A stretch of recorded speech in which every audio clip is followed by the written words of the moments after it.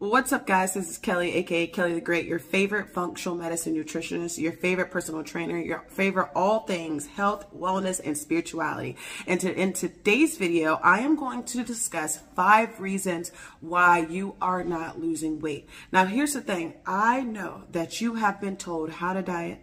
You've probably done the keto, the paleo, the tuna, the juicing, the eat air, the whatever. I know that you've tried every single exercise regimen, whether it be boxing, kickboxing, Pilates, HIIT, boot camps across the board. And you're doing all these things and you're noticing that the weight is still not coming off.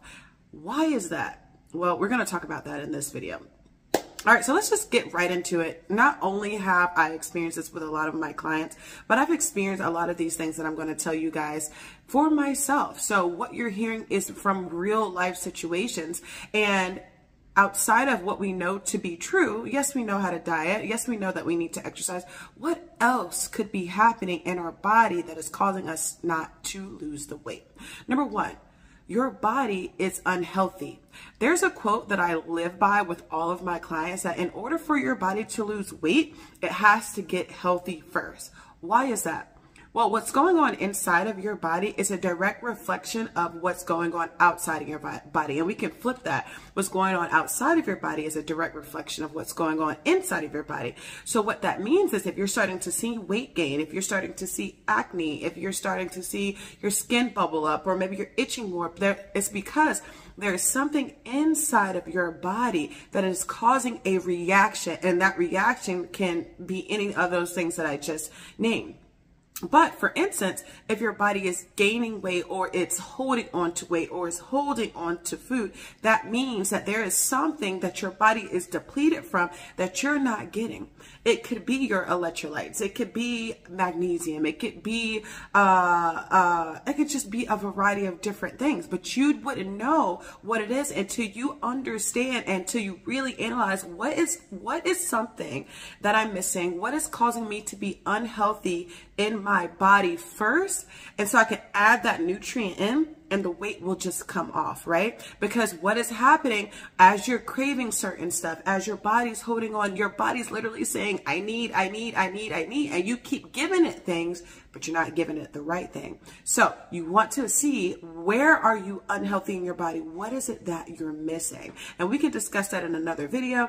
And if you guys have questions about what you're missing, you can drop it down below and we can kind of discuss it. But that is something that you really have to pay attention to, because that is probably one of the top reasons why you've done all the things, but your body's still not releasing the weight that you want it to release, okay? Number 2, this is by far probably my number 1, and this is something that I have experienced firsthand. You are chronically dehydrated, okay? Now, this is one thing that I feel like we don't know as it relates to hydration, or we don't take into perspective or put into perspective, okay? The very first thing that your body needs to survive is oxygen. You can't even live 3 minutes without oxygen, right? And then right after that is water, right? Your body requires water. Then your body, right after that is potassium and sodium, and then so on and so forth, a variety of different electrolytes and nutrients that your body needs. But what happens is we don't realize how much water and how much hydration our body is depleting on a day-to-day basis. Yes, we've been told that maybe you drink 8 ounces of water a day. Maybe you drink a gallon of water a day. But what does body hydration actually mean? Body hydration isn't just your water. It is the electrolytes in the water.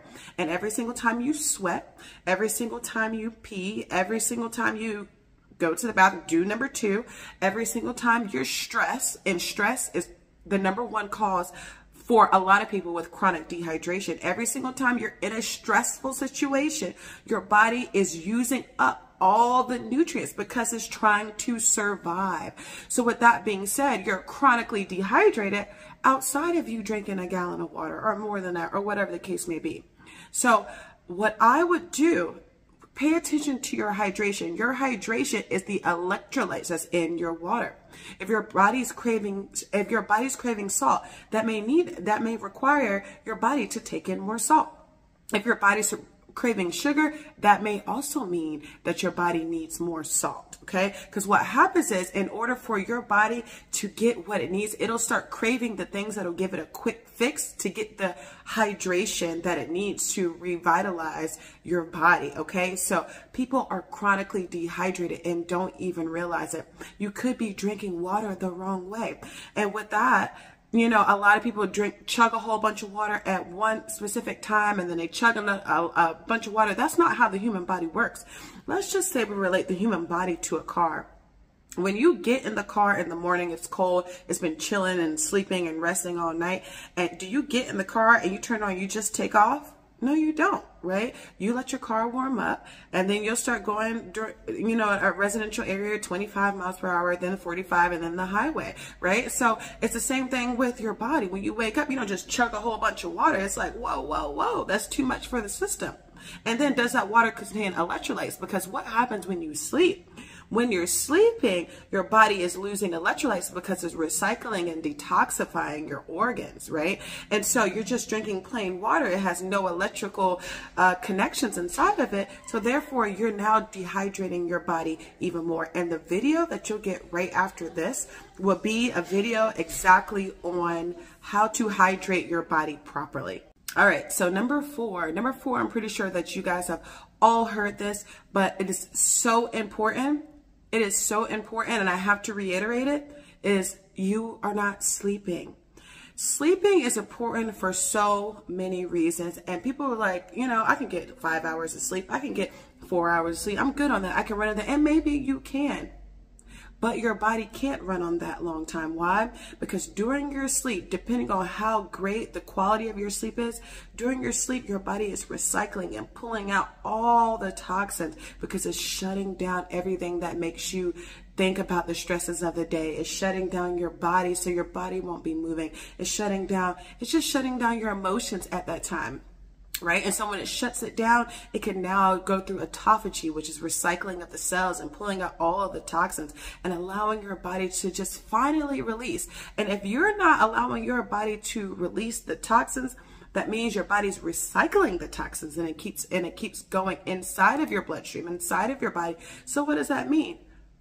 You're doing all this good. It's the same thing that I said. You're doing all this good. You're eating right. You're going to the gym.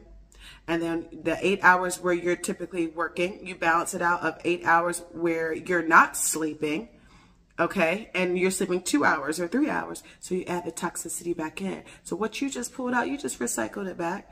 You have to sleep so your body can heal, okay? For some people, that may be 6 hours. So for some people, that may be 9 hours. I like to do a balance in between.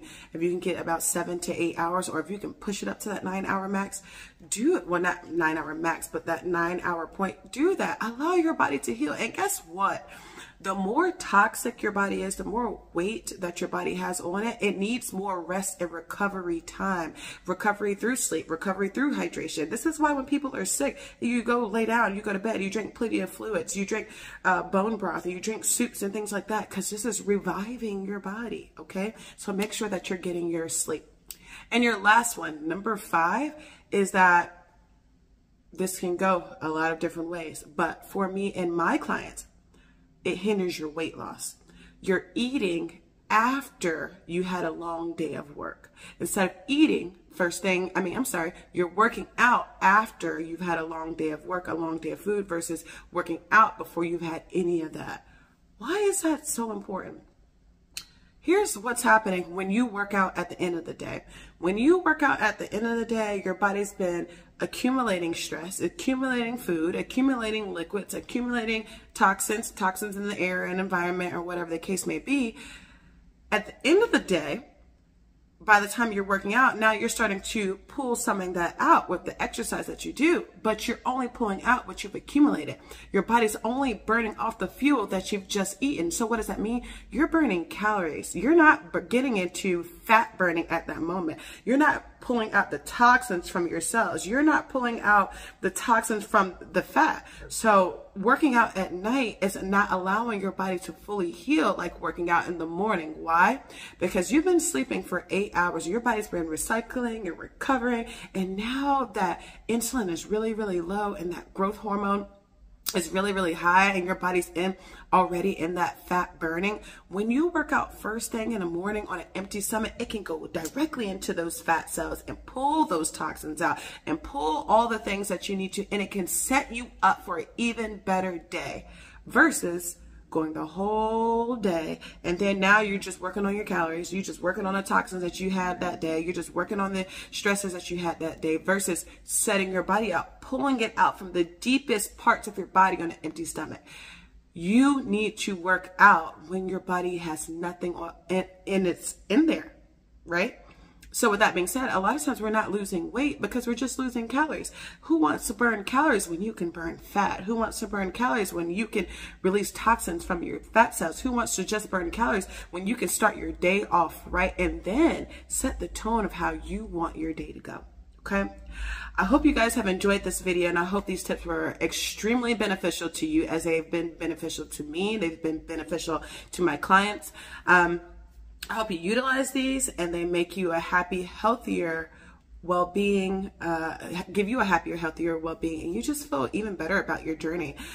In the next video, especially because I know you love this one, in the next video, we're going to talk about how to hydrate your body properly, because probably the number one out of all of these topics is that chronic dehydration that is causing you to hold on to toxins, and we're going to talk about that. So make sure you check out the next video. I can't wait to see you guys soon.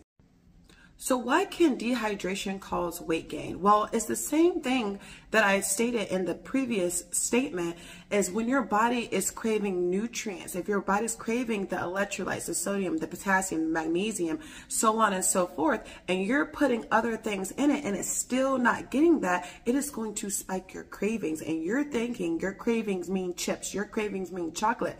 It doesn't mean that, right? So it's causing weight gain because you're adding more stress to the body as you're not putting in electrolytes and nutrients that causes the stress to lower. You get what I'm saying? So the number 2 is chronic dehydration, and that'll be the next video that we'll talk about, because if you know how to hydrate your body properly, your body will lose weight, okay?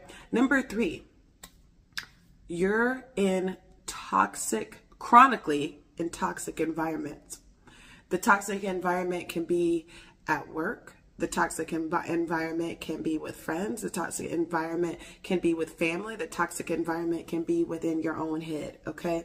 And why this will make you hold on to weight is because every single time you're in a toxic environment that makes you feel uncomfortable, that leaves you in a deficit, you're stressing your body. When you're stressing, you are spiking your cortisol. When you spike your cortisol, what else do you spike? Your insulin. This is your fat storage hormone. So when you're chronically stressed in a chronic toxic environment where you don't feel at peace, your body is again depleting all the vitamins and minerals that it needs because it's trying to survive. And then it's going back to chronic dehydration, okay? It's going back to not being able to lose weight because your body is under stress. So what does that mean? In order for you to lose weight, listen, you can diet all you want. You can drink all the water you want to. You can eat all the healthy foods that you want to, do all the exercises that you want to. But if you go back to this environment, it's almost like you go into the gym and you get a great workout and then you leave and you go eat a cheeseburger. So you go to a good environment, then you balance it with a bad environment. And that creates that. You don't create a deficit in the toxicity. You keep yourself leveled where you are. So if you think about it, if you go to the gym and you're eating good, and then you go home, or you go to a friend's house, if you go to an environment, or if you're creating these toxic environments in your head, what are you going to do? You're going to now deplete all the good that you just put in back with the toxicity that you just put in, right? Because you're creating this within self, or you're surrounding yourself environments that are spiking your cortisol, and that is not good for you. You are completely doing yourself a disservice, okay? So the next one, number 3, is making sure that you're removing yourself from toxic environments. And listen, if you're the toxic one, start speaking to yourself in a better way. Start thinking better thoughts. It is very difficult to do that when you're first starting out because naturally our mind goes to what is comfortable with. But when you become aware of it, you can now start to change the way you think, change the way you speak, and change your life and your body.